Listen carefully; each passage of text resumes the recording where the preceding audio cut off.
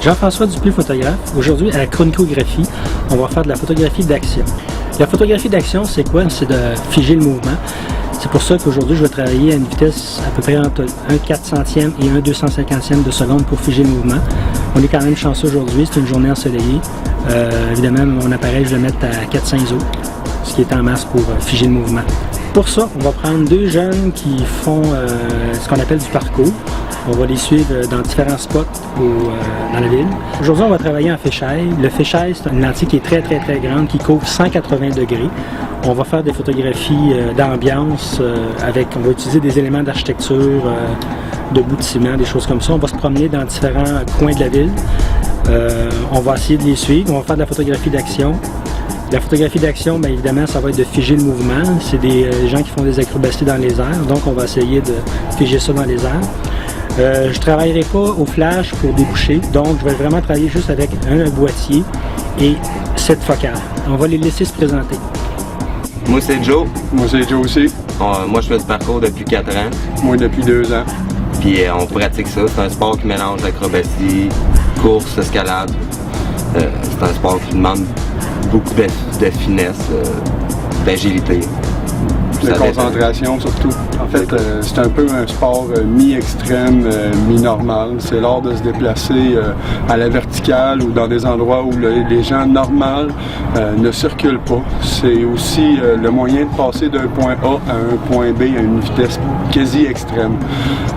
L'art de sauter de haute distance ou de parcourir de longs sauts d'un toit à l'autre ou des choses comme ça.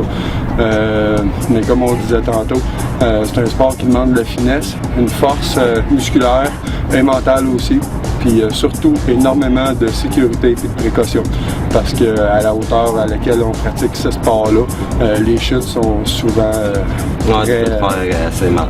Ouais, c'est ça, sont très douloureuses, puis ça prend un certain temps avant de s'en remettre. Mais d'abord et avant tout, on le pratique parce que c'est une chose qui se pratique sans argent.